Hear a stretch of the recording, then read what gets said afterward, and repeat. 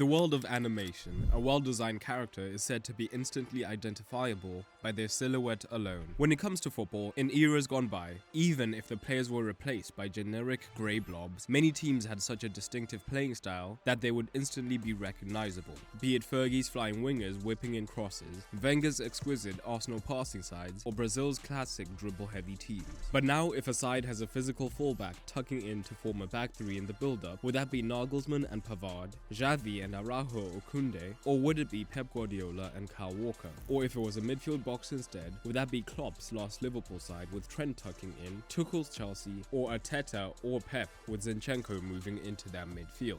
And if the side generally attacked in a 3-2-5 formation, which team would come to mind? You get the point. Football has become seemingly more and more homogeneous, and for many, the blame lies squarely at the feet of Pep Guardiola. This way of playing, popularized by Pep Guardiola, is juego de posición, a philosophy focused on creating superiority over opponents in one of two ways. Firstly, quantitative superiority, which is getting more numbers around the ball than the opposition, allowing the side to have an extra man. Or qualitative superiority, which is having a 1 versus 1 situation where the attacker is of higher quality than the opposition's defender, allowing them to get past. The issue isn't with the philosophy itself, but with the fact that many teams have converged on a similar Pep Guardiola-esque approach to achieve these goals, meaning that at times, teams can look like they are simply clones of one another, with a different name on the back of the shirt. So it may not be the style of play that some find tedious, but rather the mental fatigue of seeing so many sides trying to replicate the same patterns. A bigger complaint against Pep is that to achieve numerical overloads around the ball often involves an intricate system, and this prioritization of the system rather than the players has led to individuality being stripped from players. So not only have teams as wholes become more similar, players now opt for more controlled 5 to 10 yard passes rather than risky flair maneuvers. The most commonly cited example of this is Jack Grealish, who has transitioned from the dynamic star of the team at Aston Villa to a forward who prioritizes retaining possession at Manchester City. But the reason for this is simple. An unfortunate truth is that football is a results-based business, so naturally, managers and clubs will model what works. The perfect example of this was when Conte blazed through the Premier League, winning the trophy and leaving a list of broken records in his wake, thanks to his back three system. All of a sudden, the use of the back three in the Premier League more than tripled the rest of that season and the next. With Pep Guardiola being the most heralded and successful manager of the last 15 years, it was almost inevitable that several teams would adopt key principles from Pep. But another key is that the Pepification of football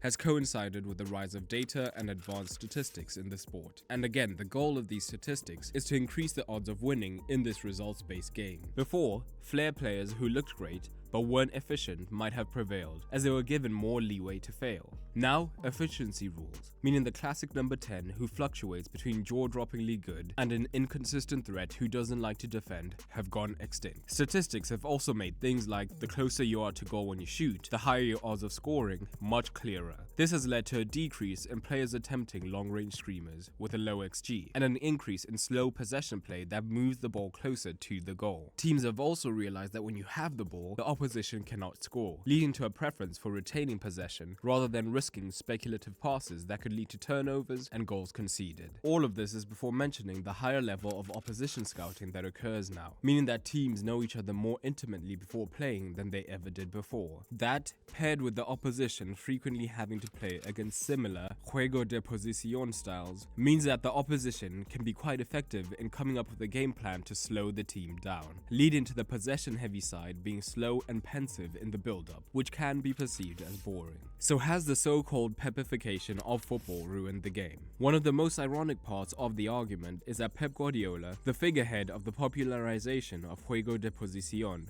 is one of the managers least married to the strict structures associated with it. While his strategy of press and possess may remain the same throughout the season, the tactics from match to match vary season on season and match to match as he looks for the most effective solution to win each game. Another common misunderstanding of this style is that it is this rigid system that treats players as robots and strips them completely of their identity. In fact, the goal is to offer a player more room to be creative within the system and a particular part of the pitch, as Tuchel said. It's important that I think I always argue with a lot of my friends about that, and don't try and play other people's role. Obviously, No. you allow imagination. Yeah.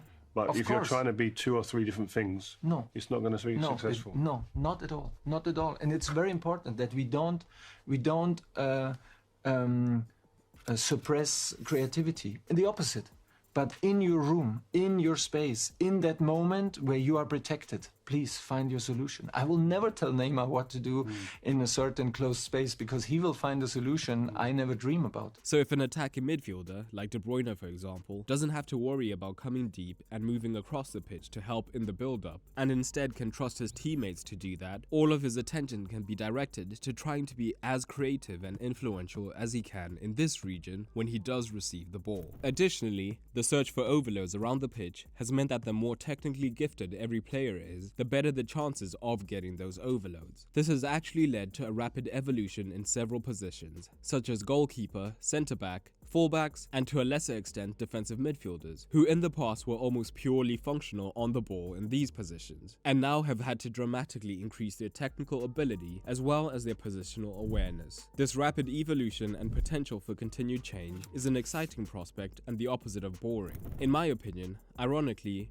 juego de posición might actually be the reason dribblers end up becoming more important than ever. With teams cancelling each other out all over the pitch, in man-to-man orientations, having a player anywhere on the pitch who can face his man and get past him will be a huge advantage, as they would be able to change the state of the game and suddenly give the attacking side a huge leg up. But perhaps the biggest advantage of the style of football that prioritizes a great system over a great collection of individuals is this: it allows smaller teams to compete more effectively with top clubs. If it was simply a matter of dependence on individual players, top teams who could buy the best players would always be on top to close the gap against higher spending sides by having a superior system, with the Brighton sides of recent being the best examples. The caveat there is that a team with great players and a great system will still probably beat the side with just a great system. And if that still isn't enough, juego de posición may be the dominant style, but the likes of Fernando Diniz and his relationism approach, which while prioritizing possession is much more fluid, are gaining steam and bringing some variety to the scene. Not to mention Carlo Ancelotti's various free-flowing iterations of Real Madrid that have seen continued success in recent years. Football tactics tend to come in cycles, with different styles becoming the most effective until their kryptonite is discovered and dismantles that style. But I want to hear your thoughts on how Pep has changed modern football. If you like this video, check out this one, examining Pep's weirdest tactical season. Click on screen now.